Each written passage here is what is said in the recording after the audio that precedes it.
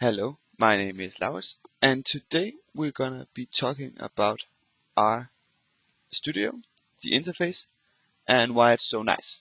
So let's start up R to start with, and let's just wait for it to load. And here we go. So as you can see, there are three windows. This one, and this one. There are actually four we're gonna be talking about because we're also gonna be talking about the script window. Okay, but the first one, the console, this one is the heart of R. And this is where you type all your commands that you want to be carried out. So if you wanted to use it just as a calculator, we could type 4 plus 4, 2 to the power of 2, or how about 7 plus 5 minus 8 times 10. Something like that. So this is all really nice. But it would be nice if we could save these commands. So if we wanted to save it as a script, and then we could open it later and look at it again. And the way you do this in R is that you make a new script, like this. Let's just go ahead and save that quickly. To here, I already made one example. I'm just gonna save it on top of that. Okay, now the cool thing about the R script is, so here you write a lot of lines. It could be this, next line, 1 plus 4, hit enter, 7 times 8, plus 9, and 1 minus 2. A lot of stuff like that. So this is just what's in your script. And if you want to run these lines, what you do is you highlight them and you hit Control R, or you could click this one up here. And that runs this line, sends it to the console. So highlighting a line here and hitting Control R is just like typing the same line in the console. It's exactly the same thing. But the cool thing about R is that you can highlight any line you want and then run that in the console. So, and this last one we can also get. There we go. Then we can actually just exit this and we can open it again. And here it is, everything that we saved. So that is how the script works and how this one works. And I'm going to be talking about the third window real quick. So there are two tabs here, environment and history. History is just everything that we've typed into here or highlighted here.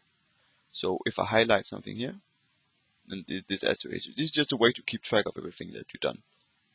The environment lists all the variables that we have. And right now we have none, but we can go ahead and make one. A, let's say A is 4. Highlight that and run it. And now we have a variable called A with a value 4 in it. We can also make something called X1. Now let's make it a vector with 5 values in it. Control R. And now we can see that X appears here. So we can also make one called Y. But let's not run this line yet. Let's try to type Y plus 2. So this will add 2 to every element. But this will not work because we haven't defined Y yet. So let's run this line and it gives us an error. Y not found. But that's because we forgot to say that Y is actually this. So let's run this first. Now we can see that we saved the vector Y here.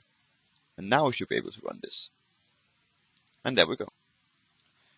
What else can we do? That was the first three main windows. There's also this one where you can. This is just like a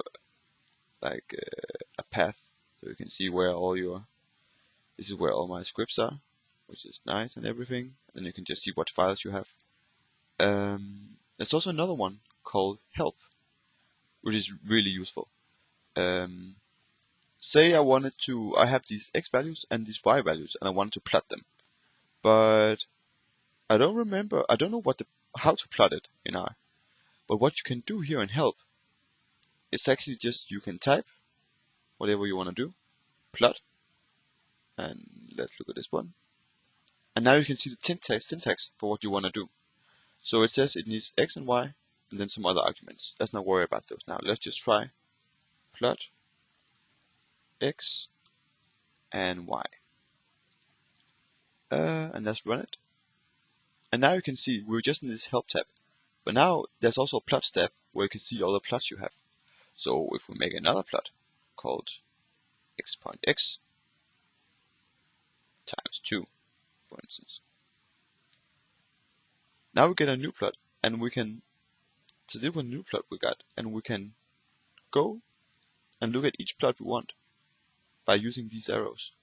And we can also save them as an image file or PDF file. So that's also really nice. Let's go ahead and save this one as an image. Save it in JPG. Great. There's also this packages one, but that might be another video. That is for when you need to download specific packages.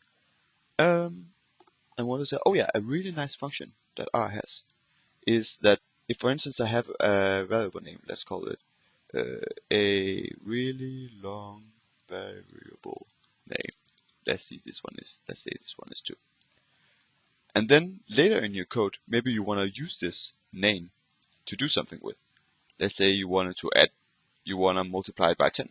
So what you would do is a really long variable name multiplied by 10, which is nice.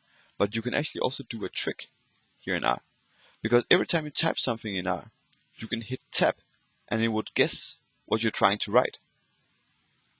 So here are all the things, all the functions, all the calls I can make that start with R and A.